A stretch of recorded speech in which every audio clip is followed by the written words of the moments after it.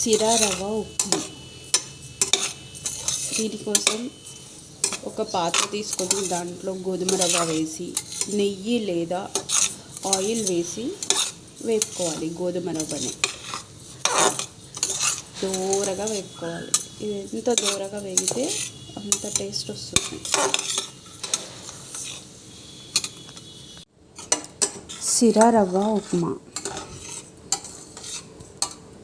మూకుడు పెట్టేసి దాంట్లో సిరా రవ్వ వేసి కొంచెం నెయ్యి లేదా ఆయిల్ వేసుకొని చేసుకోవాలి. నేను ఇప్పుడు ఆయిల్ వేసాను.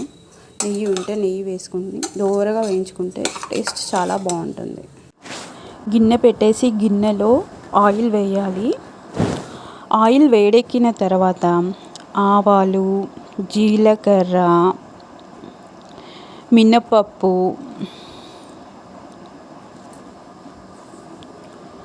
కొన్ని గింజలు ఏవైనా ముక్కలు వేసుకోవచ్చు. క్యారెట్, టమాటా. మేము టమాటా అది వేసుకోం కాబట్టి నేను గింజలు వేసాను. కరివేపాకు, శనగపప్పు కూడా వేసుకోవచ్చు. మేము తినము, వేయను. అల్లం ఎల్లిపాయ పేస్ట్, పచ్చిమిర్చి అన్నీ వేసి దోరగా వేయించాలి పోపుని. ఉల్లిగడ్డ,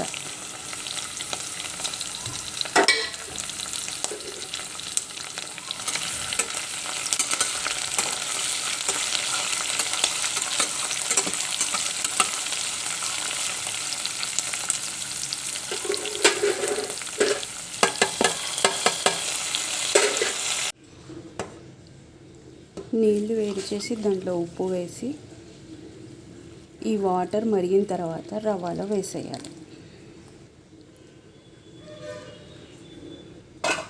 ఉడికిన తర్వాత ఉప్మా రెడీ. ఉప్మా పొడి పొడిగా ఎంత బాగుంది చూడండి. దీన్ని కొత్తిమీరతో